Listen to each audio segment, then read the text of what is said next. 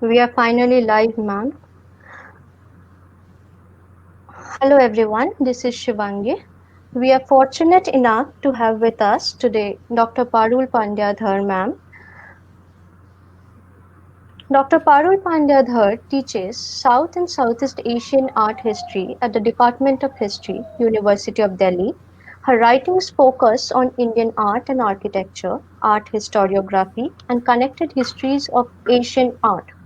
She has authored "The Torana in Indian and Southeast Asian Architecture" in 2010, edited "Indian Art History: Changing Perspectives" in 2011, and co-edited "Temple Architecture and Asian" in 2016. Asian Encounters, exploring connected histories in 2014, and Cultural Interface of India, Religion, Art and Architecture in 2004, besides contributing several research papers.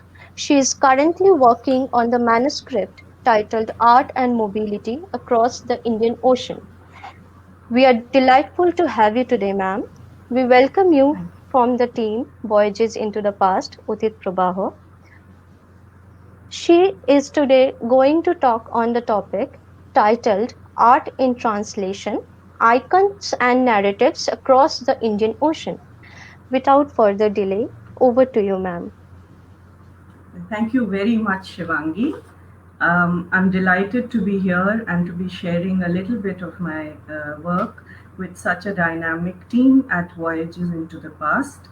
I'd like to thank all of you for having contacted me and pursued and persuaded, especially Oritru, who has been communicating with me, Udit, who's been looking after the technical aspects, and all of you students at Calcutta, especially Presidency. Let me begin sharing my screen and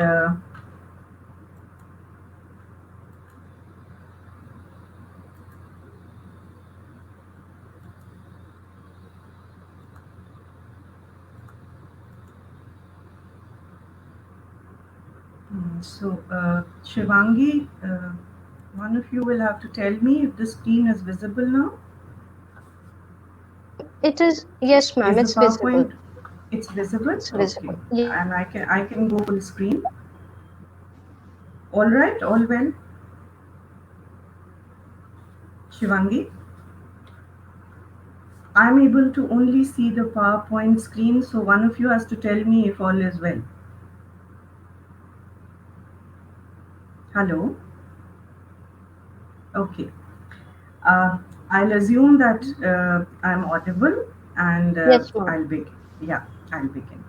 Uh, Essentially, what I'll be talking to you about is about the ways in which visual icons and narratives from uh, about the 6th to the 12th century have moved in terms of actual tangible movements and intangible movements of ideas, mythologies, and other types of transmissions across what is essentially perhaps the Eastern Indian Ocean, I should say, because I'm looking at the Bay of Bengal, the Java Sea, and parts of South China Sea, studying processes of art in translation between uh, South and Southeast Asia of the pre-modern period, particularly the period between the 6th and the 12th century.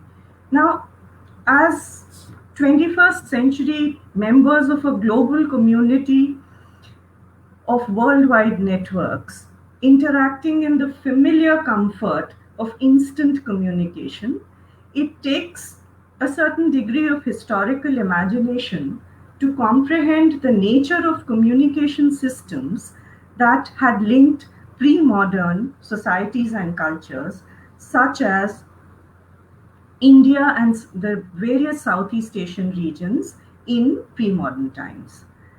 These cultures have, in fact, been active participants in a rich trans regional dialogue since ancient times. For today evening's voyages into the past with all of you, my co travelers, I intend to flag key issues about the nature of sharing of artistic knowledge between early India and Southeast Asia, specifically as observed in the details of their sculptural art, iconic as well as narrative. My focus is on, as I mentioned earlier, visual icons and narratives that belong to a time frame from the 6th to the 12th century, a period that is usually referred to in South Asian history as the early medieval period. As it so happens, a majority of the surviving sculptures from this period are affiliated to Hindu and Buddhist belief systems in Southeast Asia. Interactions between India and Southeast Asia traversed both the tangible domain of goods and artifacts and also went beyond this, in fact, were undergirded by intangible exchanges of ideas, knowledge systems, beliefs, and practices. Long distance material and human migrations transpired on account of a variety of reasons: pilgrimage, trade, even war, diplomacy, processes of the formalization of early and later kingdoms in Southeast Asia. Now, these categories of tangible and intangible are actually in practice inextricably interlinked, and I'm treating them more as conceptual categories here, with human agency playing a central role.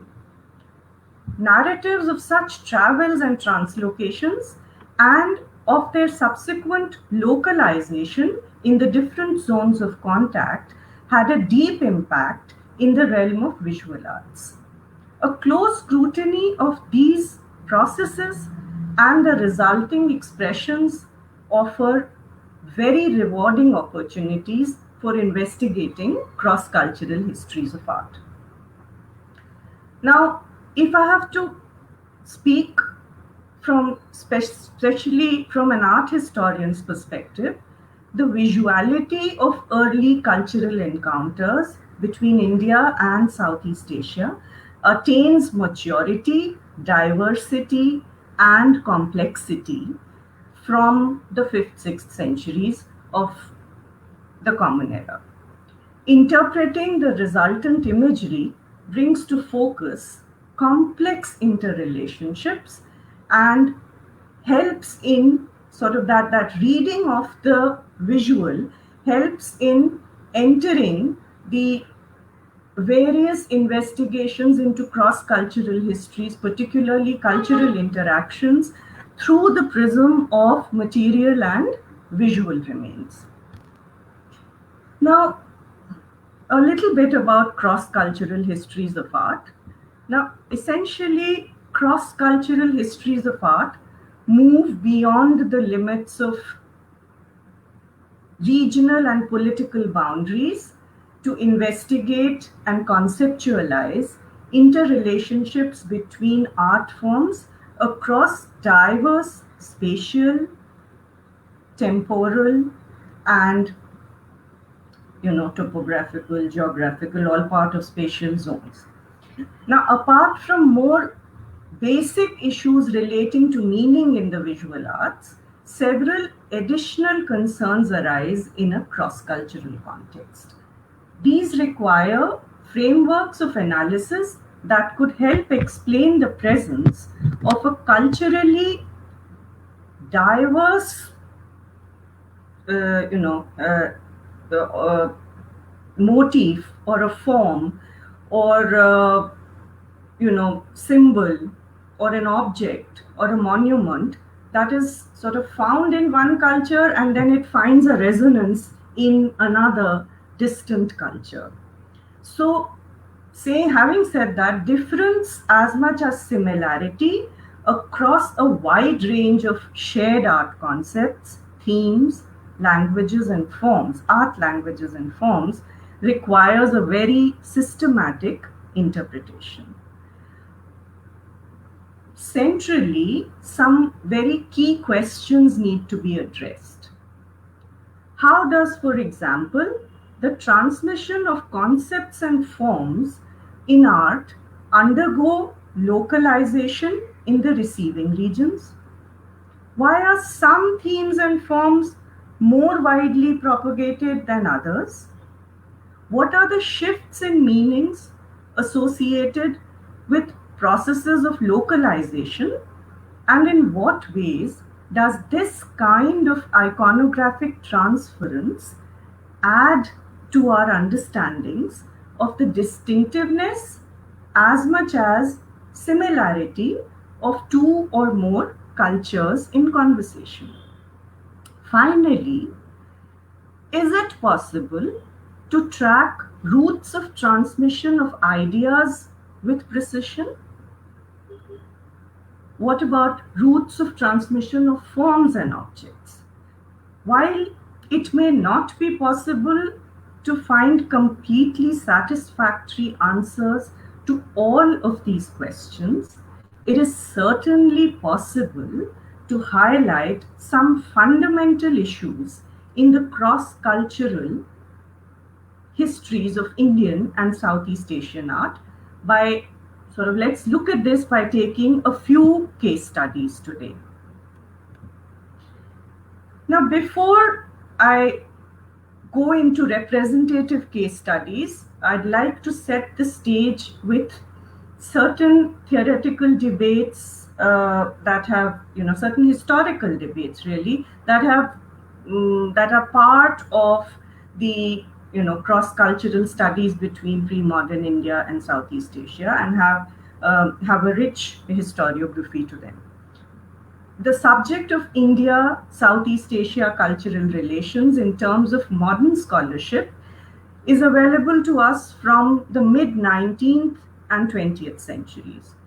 The colonized contexts and histories of large parts of Southern Asia during this time meant that European writers, particularly French, British, and Dutch archaeologists, historians, and art historians, wrote the earliest modern comparative histories of Indian and Southeast Asian art, comparative as well as connected. Initial research focused on the identification of shared concepts, shared symbols, motifs, and forms across the cultural zones of contact, the different regions of Southeast Asia, and their close affinity to Indian concepts and art forms. George Sedis's The Indianized States of Southeast Asia in 1968, first in French and later translated to English, and before that R.C. Majumdar's Ancient Indian Colonies in the Far East in 1927. These were two among some other highly influential texts that decided trends in the way that comparative and connected cross-cultural histories of pre-modern Indian and Southeast Asian art was studied. Some other scholars who made very significant contributions, some but not all, I'm likely to miss out some names for sure: Paul Muse, Bernard Kempers, H.B. Sarkar, Ananda Kumaraswamy, Koritz Wales, Paul Pelliot, Henri Parmentier, Jean Boisselier, F.D.K. Bosch, Claude Jacques, and several others. Now, it was in 1926 that the Greater India Society was formed. The idea of Indian colonies across Southeast Asia, colonies, was shared by some of the members of the Greater India Society and some of its proponents, and it was sort of premised on the undeniably strong presence of Indian sort of influence in terms of Sanskrit, in terms of the Hindu-Buddhist monuments, in terms of the epics, the Jatakas, and so on. This line of thought was bolstered by an emergent Indian nationalist ideology and became a further vindication of the glory, power, and influence of India's rich past. Among the most notable scholars, Neelakantha Shastri wrote on South Indian influences in the Far East in 1949. This was published. In 1932, Nihar Ranjan Ray wrote a volume that discussed the links between Myanmar or Burma and Eastern India in his works on Brahminical gods in Burma. And a little later, in the early 1970s, H.B. Sarkar wrote on the subject of Indian influences in Indonesia based on epigraphic and literary sources, something that Ananda Kumaraswamy had earlier discussed, much earlier, in terms of visual arts and architecture, Indian and Indonesian art, and Indian and Sinhalese art. Now, in all these writings, although the thesis of Indian colonization finds deep echoes, cultural colonization finds deep echoes, and hence has been discarded since, as pioneers in the scholarship on India Southeast Asia historical contacts, these scholars also brought to light many other significant facets of India Southeast Asia discourse in the realm of visual and performing arts, in the realm of cultural connections. And generations of scholars sort of continue to draw upon these works.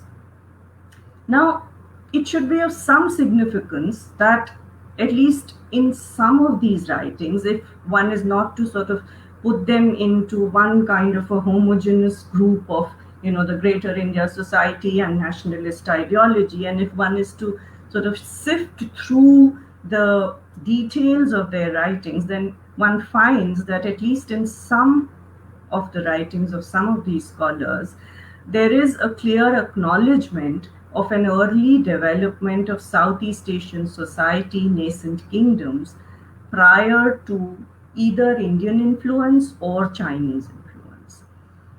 Now, alongside the problematic assumption of Indian colonization of Southeast Asia, the most glaring omission that comes out in several of these early works is a denial of agency, mostly, to or sort of an assumed passivity, and the denial of diversity of Southeast Asian players. So treating Southeast Asia as a homogeneous monolith, denying it an agency in what it chose to adapt and what it rejected.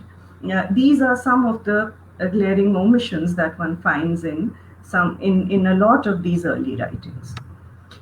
Most of the recent research on the subject has sought to demonstrate that socio-economic and political developments within Southeast Asia encouraged Indian influence by way of the spread of Indian political, religious, and artistic ideas and forms among the elite cultures of Southeast Asia.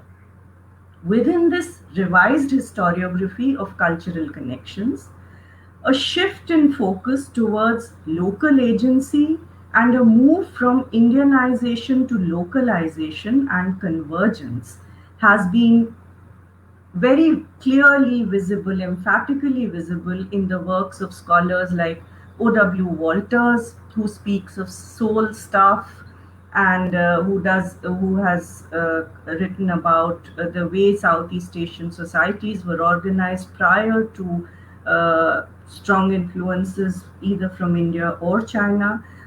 Ian Mabbett's work, in fact, his writings on the Indianization of Southeast Asia based on historic sources and proto-historic sources, is a remarkable work that is referred to by any serious scholar even today.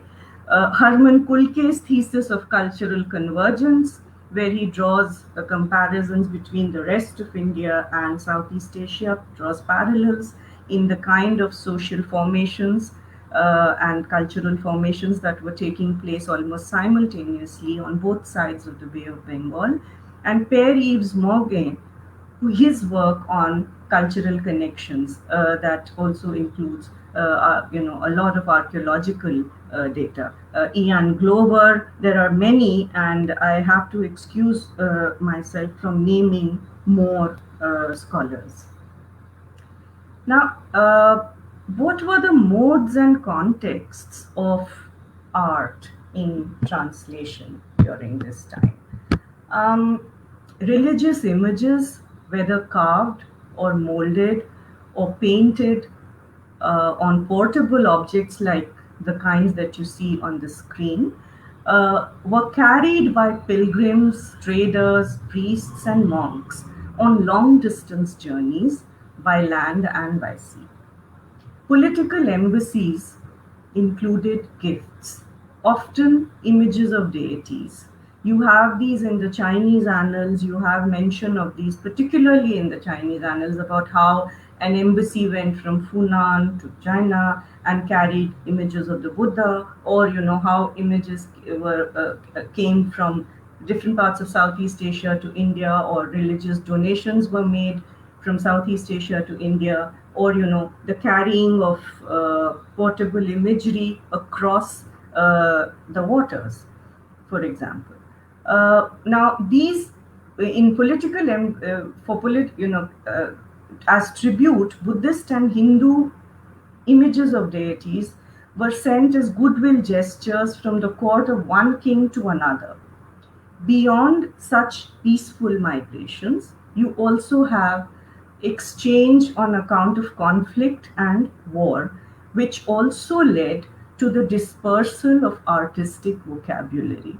So, in the region of Nha Trang in southern Vietnam, for example, there are a series of inscriptions from the 8th century to the 13th, 14th century about attacks from across the sea and the plundering of monuments and the carrying away of images of deity. Of course, these are intra-Southeast Asian interactions. They mention people from Java, and they describe them in very lowly terms about how they destroyed their shrines and carried images. Now, these also led to the circulation of artistic ideas and forms as much as the peaceful transfers did.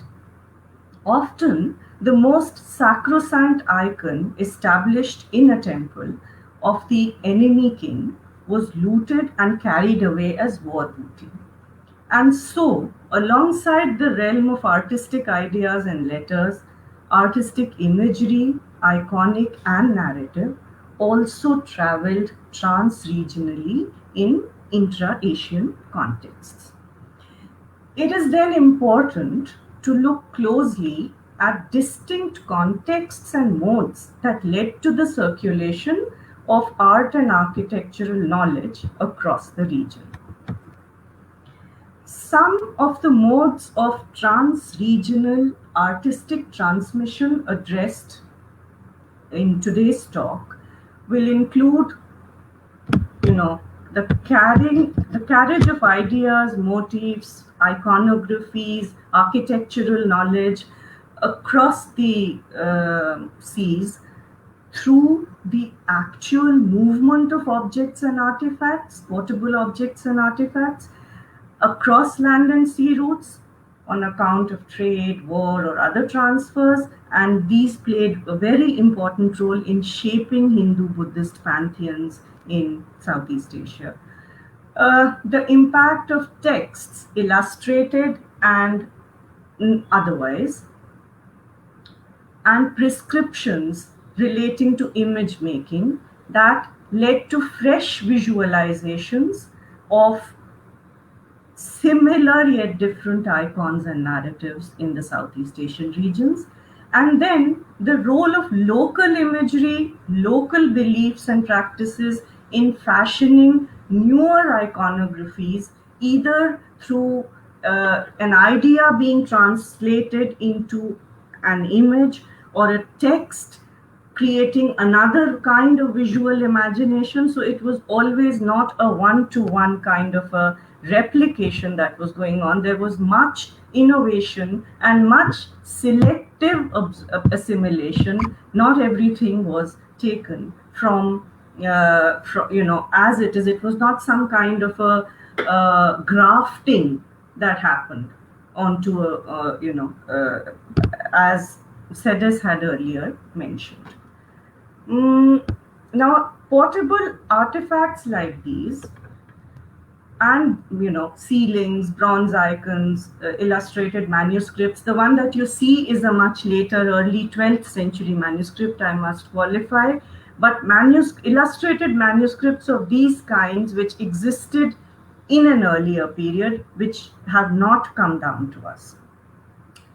Now, such objects played an important role in the formulation of art vocabularies in the distant lands and were motivated, these reached there on account of the human endeavor and belief and the impulse for travel. Now, among such iconographies, as I mentioned, iconographies of travel, which were carried on small objects across the seas, is also the image and iconography of Bodhisattva Avalokiteshvara, a Buddhist deity who became immensely popular in many, many parts of Southeast Asia. With the spread of Buddhism from India to large parts of Asia, it was the humane appeal of Bodhisattva Avalokiteshvara as the ultimate embodiment of compassion, protection, and deliverance, which made him an increasingly popular icon of worship in Southeast Asia. While the beginnings of the concept of Avalokiteshvara in Buddhism have been traced by scholars like Nandana Chutivongs to a much earlier date, it is only in the 6th century AD that the iconography of Avalokiteshvara as a savior from worldly perils and disasters gained greater significance. Now, Bodhisattva Avalokiteshvara's karuna or compassionate and protective nature emerged clearly in Buddhist texts like the Karanda Vyuha Sutra, the Saddharma Pundarika Sutra, and others.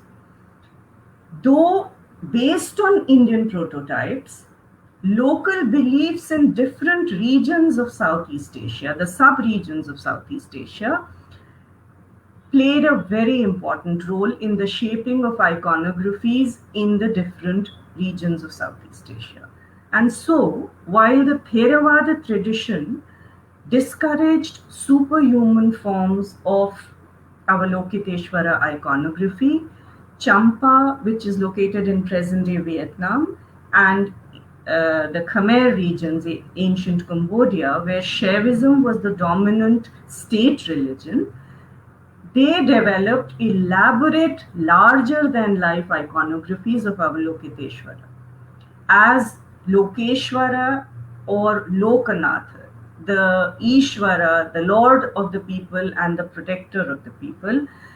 His status at times rose to that of a state cult, more than Shiva or the Buddha.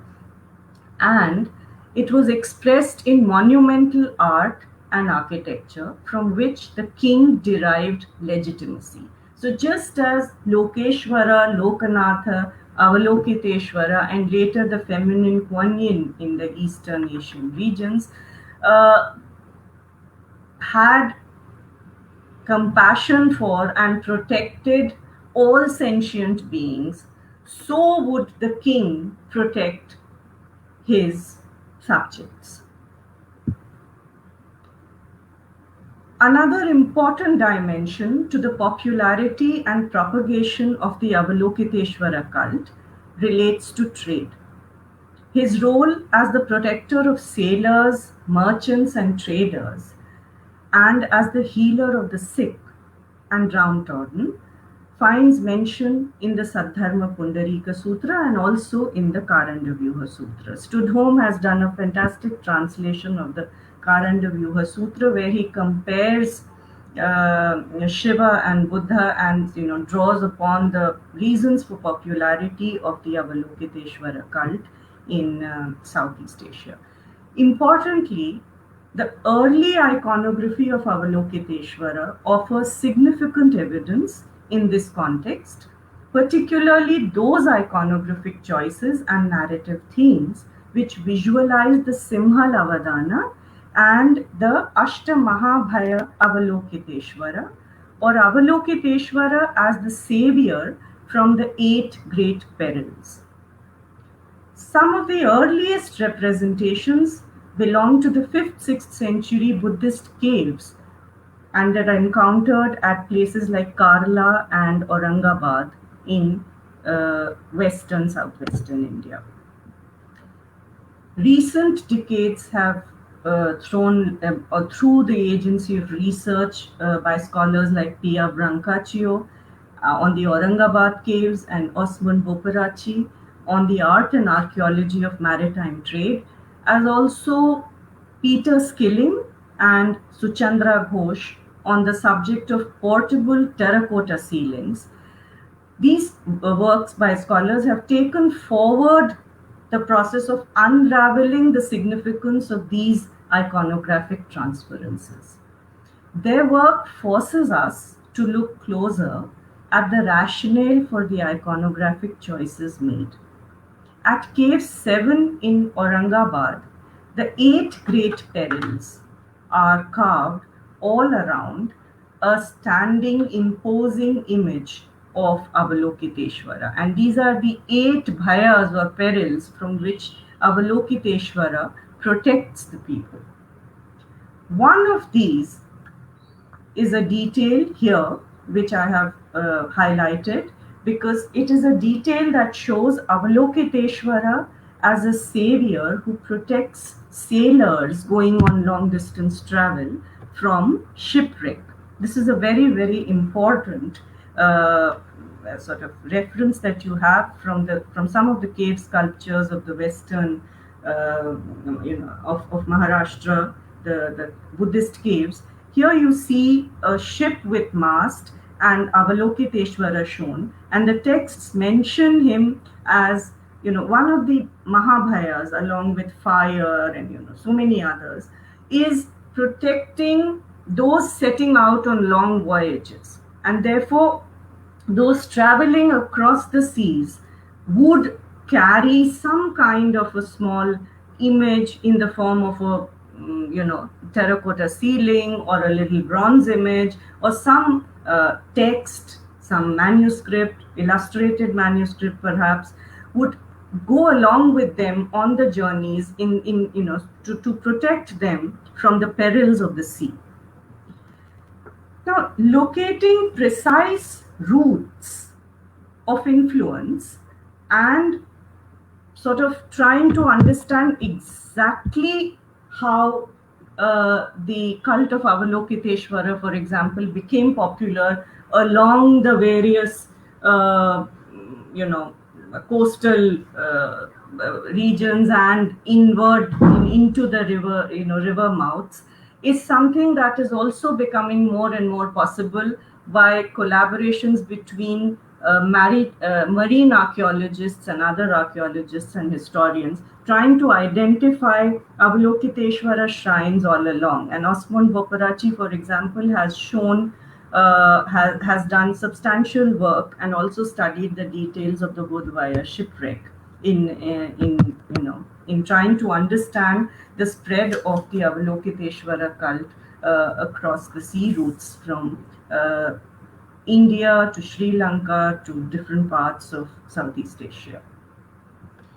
I've been dealing with an icon, specifically that of Avalokiteshvara, and looking at the kind of tying up of motivations such as religion, trade, politics, and so on into the spread of, say, the Avalokiteshvara cult across Southeast Asia. What about narratives? And when we are looking at icons, when the portable icon was carried across, certain iconographic formulae could be copied, but uh, while being modified, but there was still some kind of a semblance in uh, you know the artists' manuals, the actual small bronze sculptures or terracotta ceilings or manuscripts that carried the artistic idea and the form along. And the mediation of the portable object and the manuscript and texts become very important there.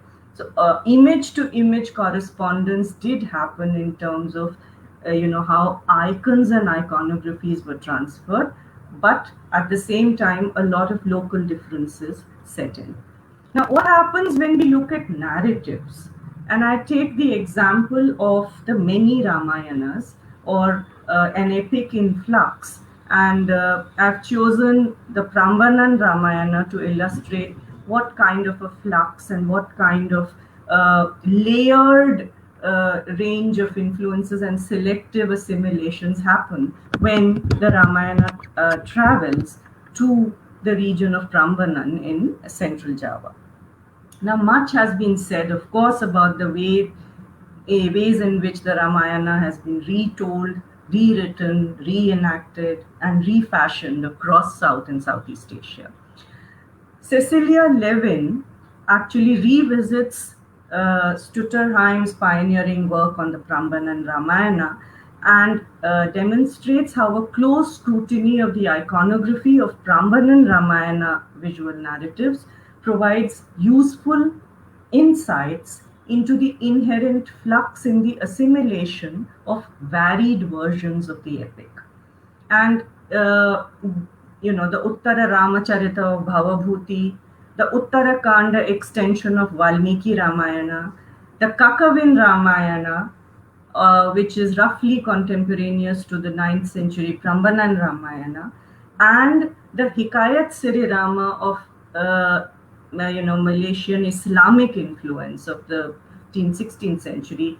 All of these share some or the other parallel with the 9th century stone version visible in Prambanan. And yet, none of these together or separately provide a comprehensive explanation for the Ramayana carved in stone at Prambanan.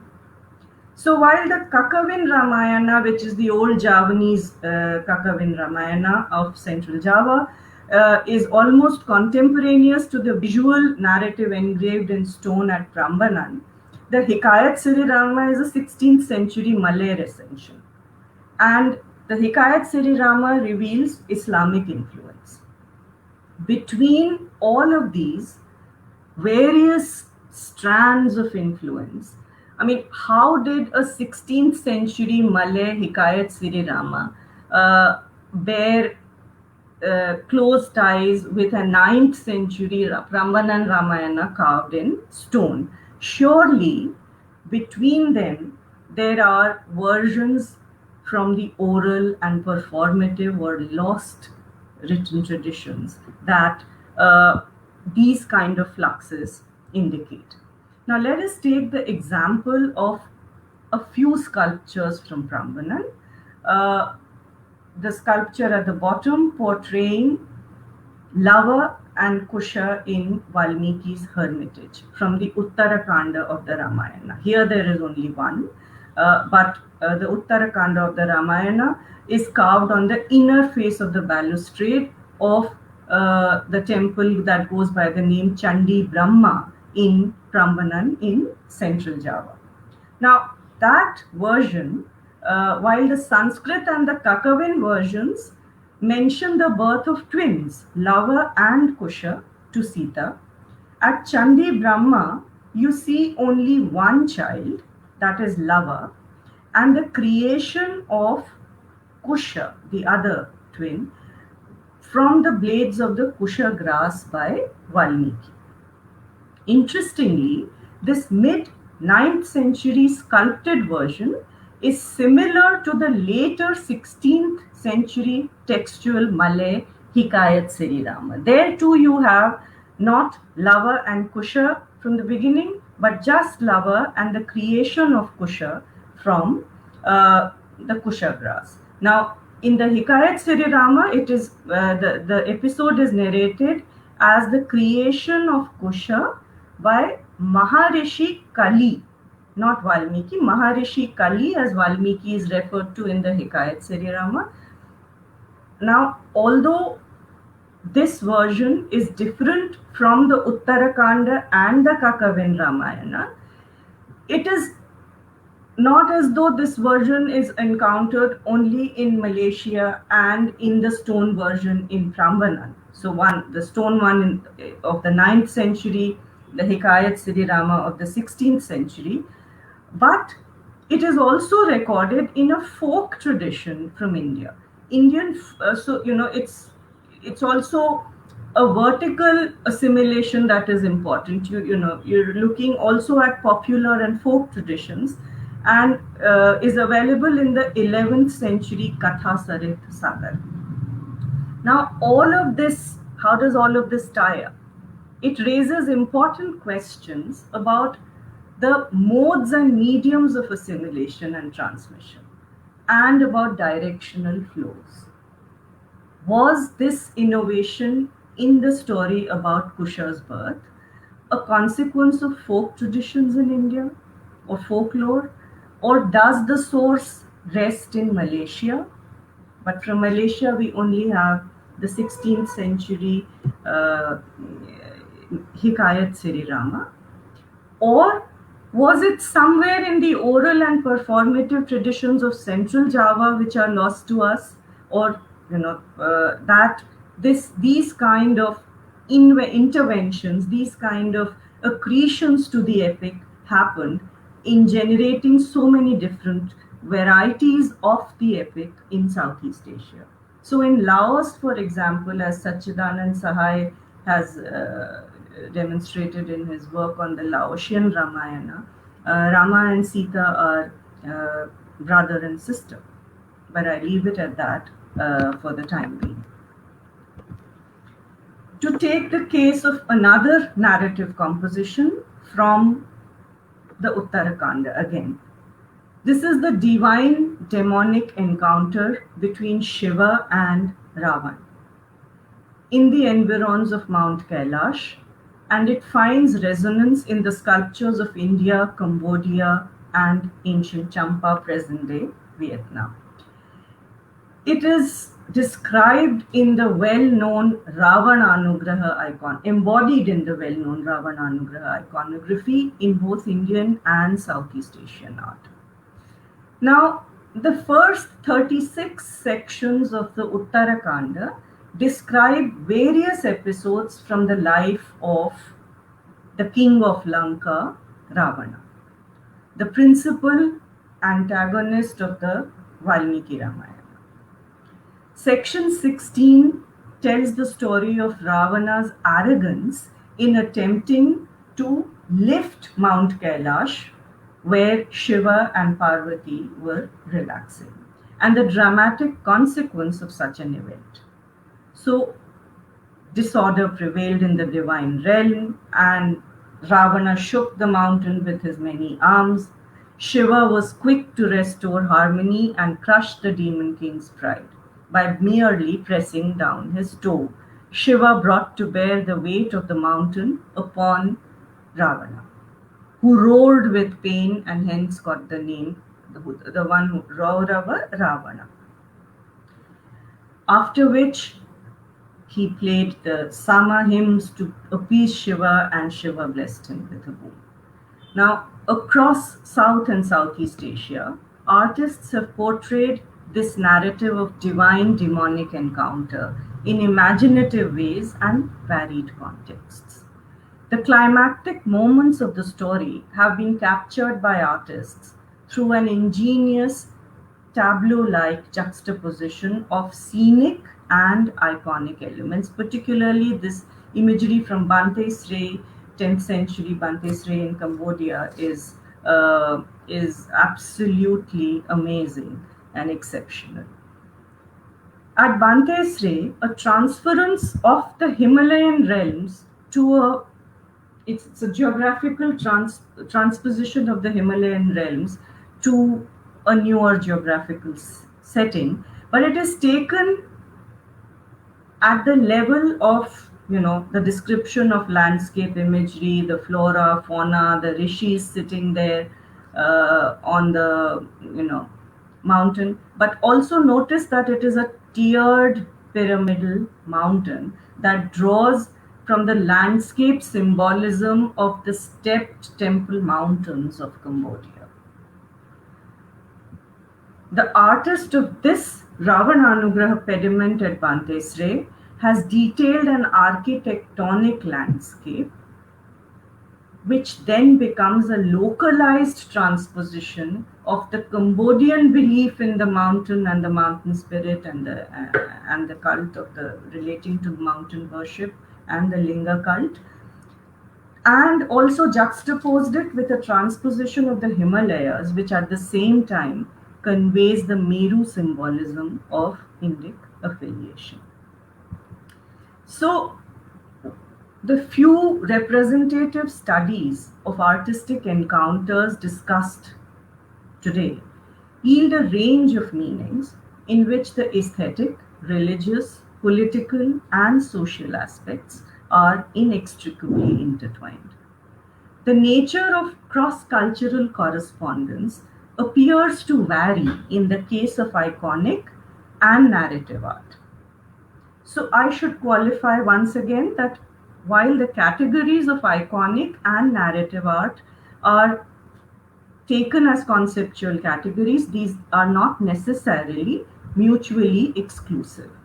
Rather, these need to be understood in terms of a preferred representational emphasis, because iconic art could include one or more peripheral narratives or actually embody within it a narrative that is given an iconic treatment. And conversely, a visual narrative could have an icon as its focus. Even so, this analytical framework is very useful to understand icons and narratives and the way that these were transferred and transformed in distant regions. The canonical prescriptions for making religious icons have been laid out in several of the Shilpa and Vastu treatises. These prescriptions could be expected to restrict artistic imagination in the creation of icons. So, for example, if the Talamana and all the details of how a religious icon is to be made is followed, that grammar is so prescriptive that one would imagine it to lead to a restriction in the fulfillment of artistic creative expression. But we know from the long tradition of Shastriya Sangeet, Natya, Nritya, Vastu, and Shilpa that it is not so, that the grammar is actually meant to be assimilated to an extent that it just becomes your wings to fly. And this is what you see when you see the icons being treated in the distant regions of Southeast Asia. But when it comes to narratives, there is a different story. Unlike the relatively fixed and prescriptive iconographic formulae seen in the making of single deity icons, visual narratives such as the Ramayana narratives discussed today from the Uttarakanda and the Ravananugraha Murti also from the Uttarakanda,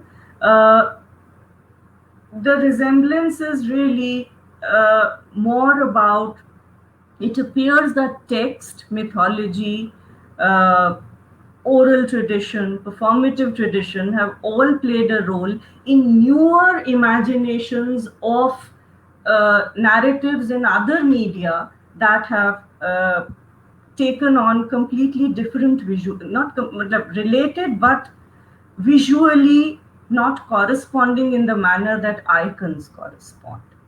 And this is also because how a narrative is to be sculpted has not been canonized in the treatises or the normative texts in the same manner as the making of icons and iconographies have been prescribed.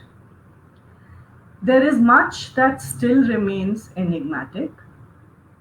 New research is unfolding newer horizons, and the archaeologist of today is more and more focused on marine archaeology, settlement patterns, coastal shrines, early societies, and the exchange of goods and artifacts in the region even prior to 500 AD.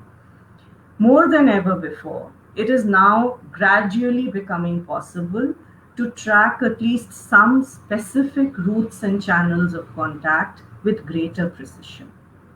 This opens up newer frontiers of research and calls for greater collaboration between the archaeologist, the epigraphist, historian, and art historian to interpret new material and to fine tune methods and frameworks for interpreting intercultural exchange through the lens of the region's rich visual remains.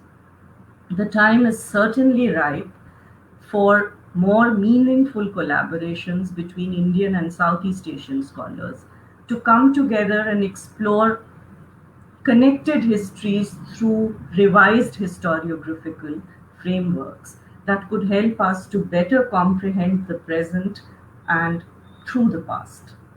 Thank you.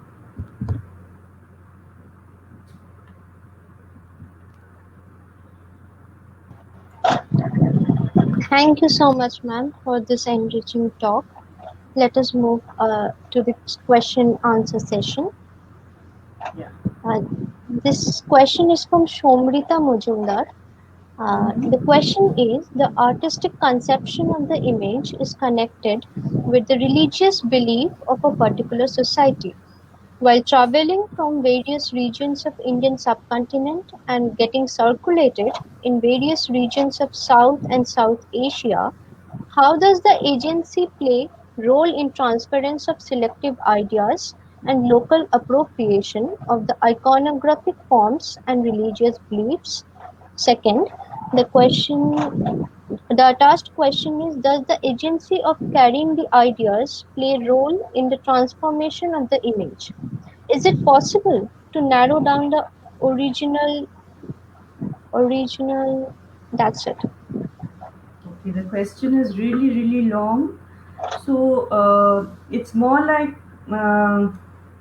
she's thinking through. Can you keep the question on the screen? That would help me because it's a very long question. Yeah. Somrita, Somrita is well acquainted. What you asked me is essentially what are the questions that we were raising and we were trying to answer through select case studies. Yes, of course, the artistic conception of an image is connected with the religious beliefs of a particular society. Those religious beliefs are possible that those religious beliefs can spread, as you very well know about the spread of Buddhism, Hinduism, Islam in Asian contexts. Uh, while traveling from various regions of Indian subcontinent and circulating in various regions of South and Southeast Asia, I think you mean. How does the agency play role? Which agency?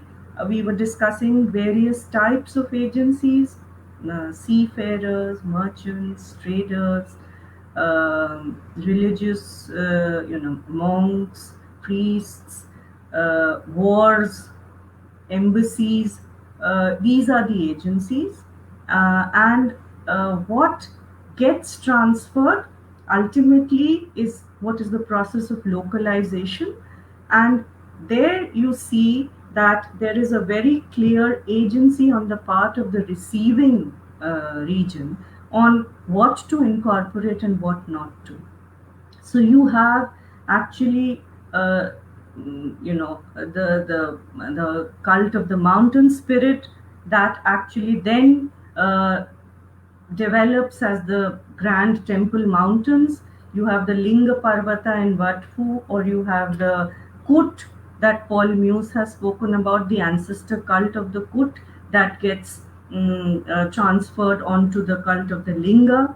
So certainly there is a change. There is the worship of Uroja in ancient Champa, which enters into the formulation of the worship of the breast in charm sculptures. So there are infinite, may not infinite, but there are n number of examples telling us how local agency has led to the localization of and selective assimilation of ideas and forms from distant lands. Yeah. Any other questions?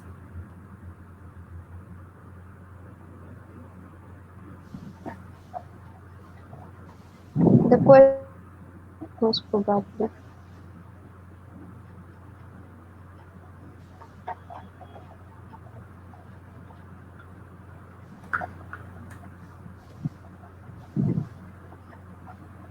No, no question. Okay, ma'am, there is no other questions. Thank Thank you you. so much, ma'am, for Thank this enriching talk. Thank you, Shivangi, and thank you, Oritro and Odit, once again. And thanks to this very, very dynamic team about of the voyages into the past. Ma'am, certainly there is someone named Madhushri Chattopadhyay. Mm. Her question is about what about non-religious icons? The the motivations for certain types of iconographies and narratives to find place in the elite courtly cultures of the Southeast Asian kings uh, was a kind of an aesthetic legitimization. Yeah. So that whole process of Buddhicization or Hinduization in the period that one is talking about was using the vocabulary of, let's say, Sanskrit or of religion or literature or mythology to increase and make more effective through poetry, through art, through religion, the authority of the king. And so that whole paraphernalia was primarily connected to monumental religious art and architecture. But along with that, what was already part of, I mean, if you have to think of non religious ideas which were already assimilated into the religious icons, I think we were talking about Bodhisattva as the savior of mariners from shipwrecks. Yeah. Now, those are concerns of sailors traveling long distance. But one needs to understand, when one attempts to answer a question like that, as I'm doing, the motivations for certain types of artistic vocabulary to be adapted and localized there. Yeah. So if Shiva and Buddha and Vishnu and so on and Avalokiteshvara and so on were important, then there was a dominance of religious icons and iconography that went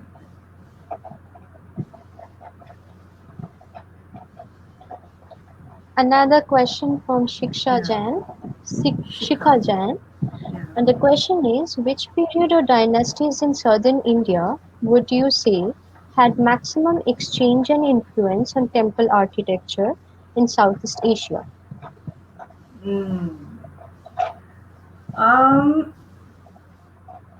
you see, I've done some detailed work on this vis-a-vis the Khmer regions and the Cham regions of Southeast Asia. And what I find is that we have to also look at brick and timber architecture. And this whole thing of looking at, say, for example, Mamallapuram and saying Pallava influence in the Diang Plateau in central Java, is flawed. it's very important to see from Gupta and even pre-Gupta period. So just as regional diversities were beginning to happen in various parts of India, so also by this time Southeast Asia had also started evolving its own localized ways of temple making. Yeah, so also stupa making. And there wasn't just one moment of interaction, but there were several moments of interactions and connections. So the interactions didn't stop in the Gupta period. There is the eastern coast, there is the Coromandel coast, there is the southwestern coast, there are the inland river traffic. So multiple circuitous routes that certainly began by the Gupta period and earlier in temple architectural methods. Thank you, ma'am. Next question is from Boni Nuninsa. What are texts that guided the making of the icons in Southeast Asia? In contrast to their counterpart. Okay, so Southeast Asia is really a, you know, as I've been emphasizing, not a homogeneous monolith, and it has many diversities within it. Now, what is the nature of sources available to us today about the kinds of texts and manuals that may have guided the artisans in Southeast Asia? Yeah, let's say local artisans. Some evidence is there that these texts traveled, as I discussed, but at the same time, if you have to look at the diversity in the availability of sources, so in ancient Champa, present day Central South Vietnam, or in ancient Khmer regions, present day Cambodia, for example, texts come in much later. You do not have texts. You have some inscriptions and you have a range of monumental remains. You do not have texts of the 5th and 6th century like you have inscriptions of the 6th century.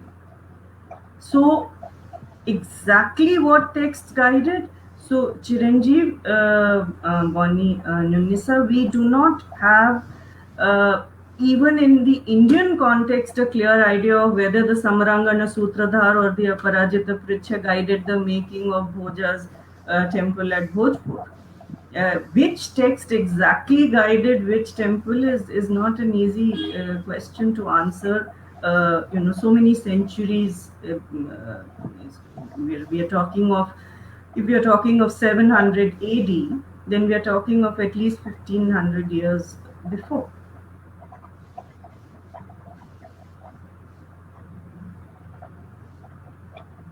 I think, ma'am, that's all. We are certainly in the last session of the Okay. question and answer session. Thank you, ma'am, once again. Thank, Thank you thank you, all the Shivangi. Great pleasure to be here with all of you.